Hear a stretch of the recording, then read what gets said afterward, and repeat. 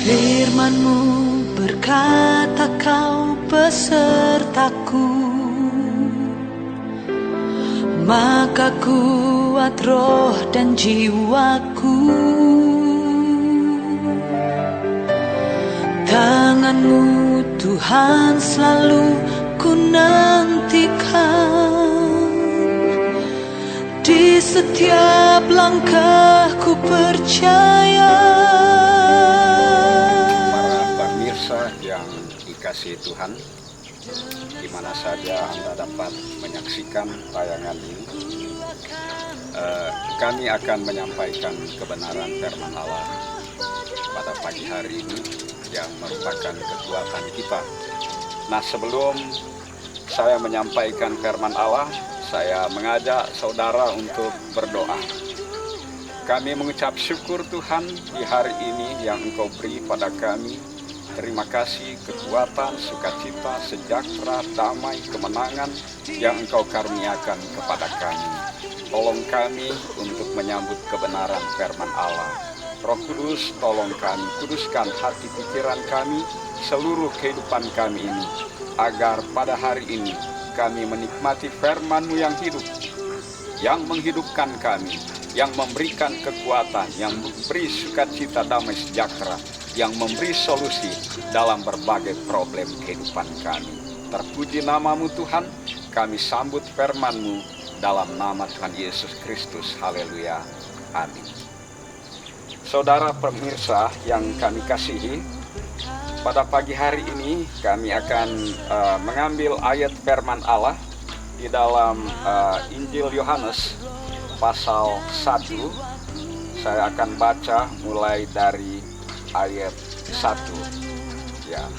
Firman Allah Injil Yohanes pasal 1 mulai ayat 1. Pada mulanya adalah firman. Firman itu bersama-sama dengan Allah, dan firman itu adalah Allah. Ia pada mulanya bersama-sama dengan Allah. Segala sesuatu dijadikan oleh Dia, dan tanpa Dia tidak ada sesuatu pun yang telah jadi, dan dari segala yang telah dijadikan. Dalam Dia ada hidup, dan hidup itu adalah terang manusia.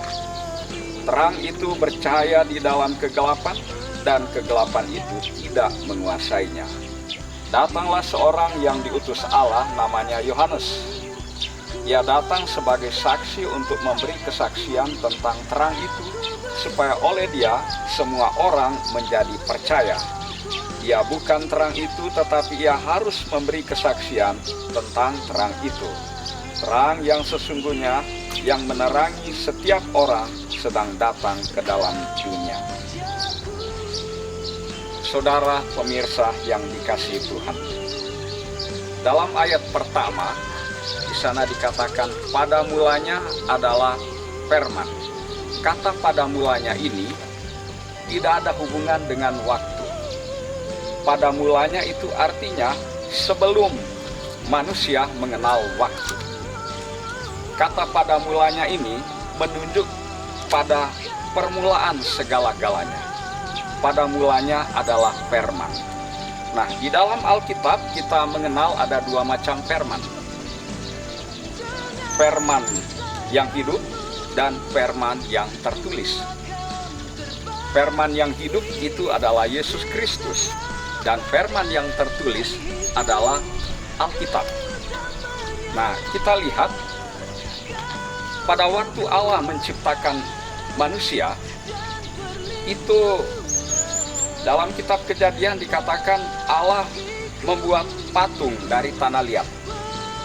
Kemudian setelah patung itu sudah dibentuk, lalu Allah menghembuskan nafasnya pada hidung patung itu. Kata nafas di sini dalam bahasa asli itu menunjuk pada jiwa dan roh Allah sekaligus dihembuskan pada hidung patung itu.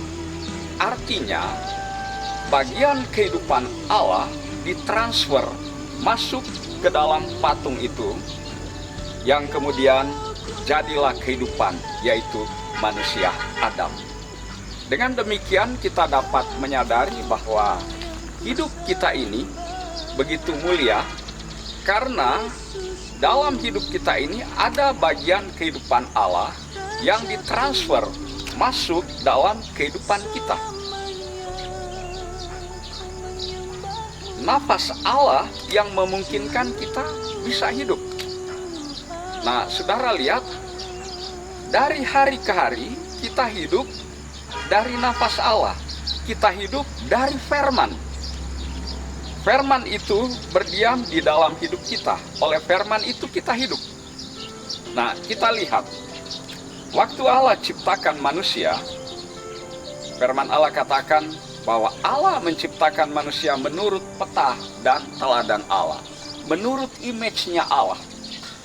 Nah, image-nya Allah, kita lihat hidup kita ini.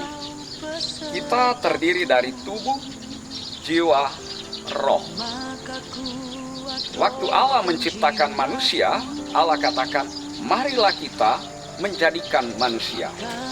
Nah, saudara pemirsa yang dikasihi Tuhan, kita perlu sadari bahwa di dalam hidup kita ada bagian kehidupan Allah yang masuk. Ada firman Allah yang masuk dalam kehidupan kita. Itu sebabnya sebagai orang percaya, sebagai orang Kristen, ucapkanlah hal-hal positif. Ucapkanlah hal-hal yang memberkati. Karena di dalam kita ada firman. Apa yang kita ucapkan itu akan jadi. Jika kita mengucapkan berkat terhadap anak-anak cucu kita, maka berkatlah yang datang kepada anak-anak cucu kita. Tapi jika kita mengucapkan hal-hal yang tidak memberkati, hal-hal itu juga yang akan terjadi kepada siapa kita menyampaikannya. Sebagai orang Indonesia yang cinta akan bangsa kita ini, yang dimana kita menikmati berkat, ucapkanlah berkat terhadap bangsa kita. Ucapkanlah berkat terhadap lingkungan kita, terhadap masyarakat kita, ya, terhadap pemerintah kita, terhadap pemimpin-pemimpin kita. Ucapkanlah berkat. Itu yang Allah kehendaki. Itu yang Allah mau untuk kita lakukan kepada siapa saja. Saudara, Allah itu menemukan identitasnya setelah Allah menciptakan manusia. Artinya, Allah itu omnipotent, maha bisa, omniscience, maha tahu, omnipresence, maha hadir. Itu sebabnya dia menciptakan manusia, agar manusia itu menyembah Allah, memuliakan Allah. Itu tujuan Allah menciptakan kita. Dan jika kita berdampak secara positif kepada banyak orang, Allah itu dipermuliakan, Allah itu ditinggikan, dan dunia akan melihat kita bahwa kita adalah orang-orang yang diberkati dan memberkati. Kiranya firman Allah dapat memberikan kekuatan pada saudara. Firman Allah memberikan solusi dalam berbagai permasalahan.